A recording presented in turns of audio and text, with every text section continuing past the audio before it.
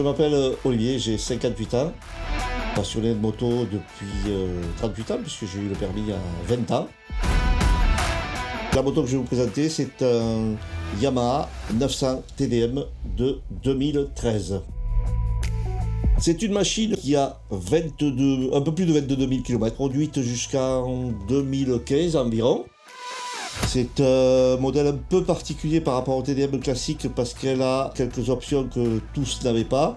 Les pare-mains qui protègent en cas de chute et en cas de froid. La bulle haute qui permet à l'air de passer au-dessus du casque. Les pare-jambes qui permettent d'avoir moins froid et d'être moins mouillé quand il pleut. Des valises Yamaha qui s'adaptent sur l'arrière de la moto pour pouvoir voyager avec le top case bien sûr. Et la personne qui l'avait avant moi a rajouté des ports USB et un support de téléphone pour qu'on puisse rouler en toute sécurité. J'aime ce modèle pour plusieurs raisons. D'abord sa facilité de prise en main, plus grande qualité c'est sa polyvalence. On peut rouler sur les routes départementales, on peut rouler sur les nationales, on peut rouler sur l'autoroute, on peut faire un peu de chemin. Pas du chemin, mais du chemin caillouteux, on peut s'aventurer dans un chemin caillouteux, il n'y a pas de souci.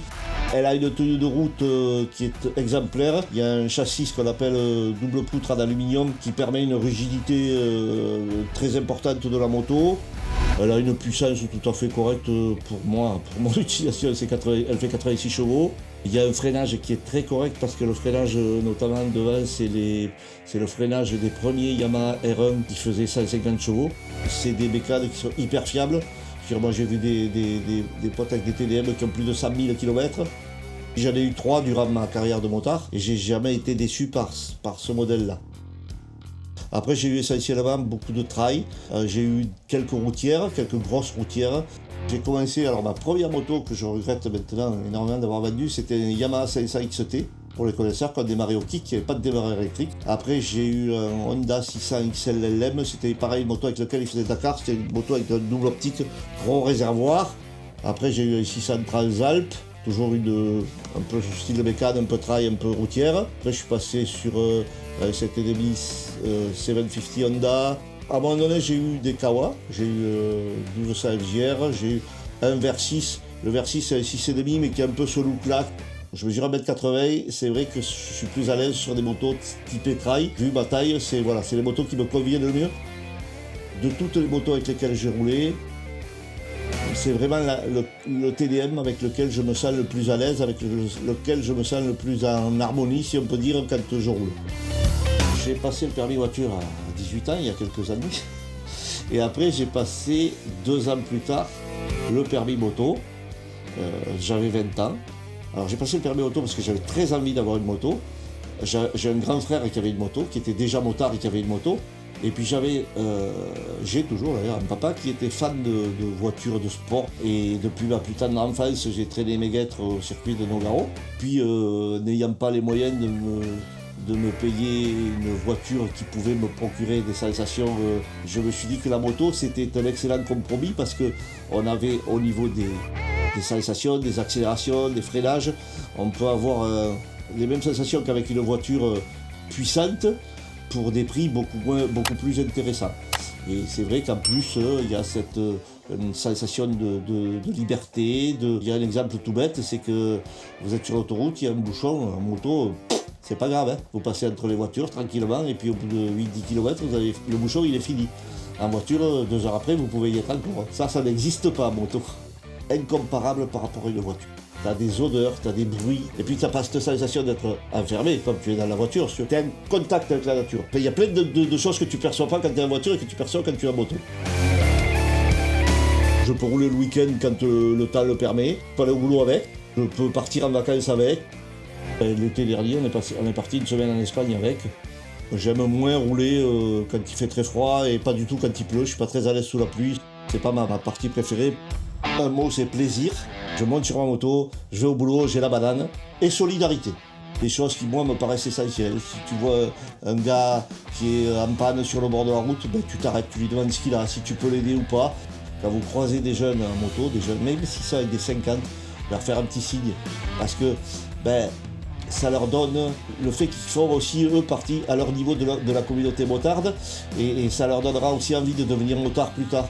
Et moi, plus il y aura de motards plus tard, plus je serai heureux. N'oubliez pas le petit geste avec le pied, comme on fait là pour remercier quand une voiture vous a laissé passer.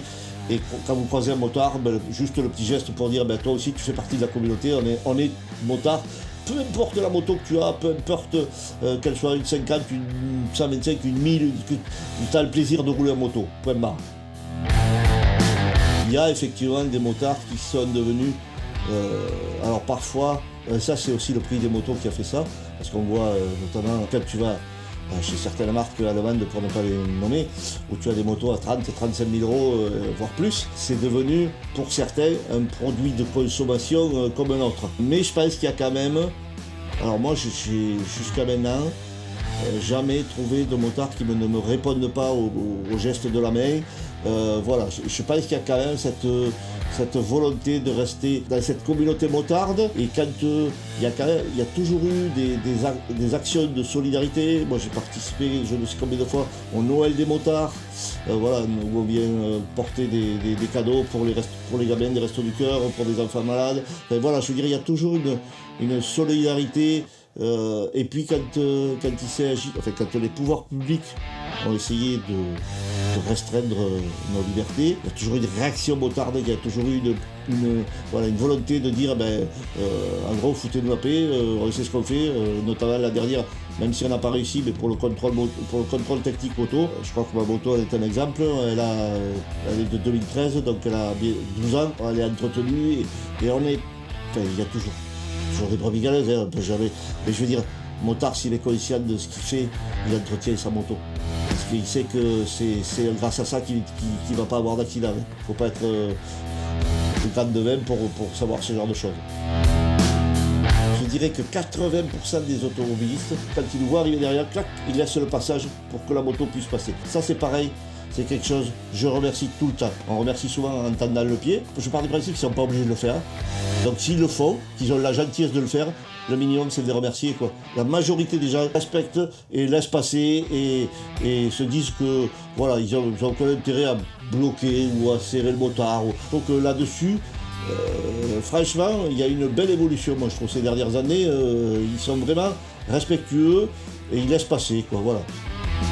Donc je trouve une évolution plutôt positive.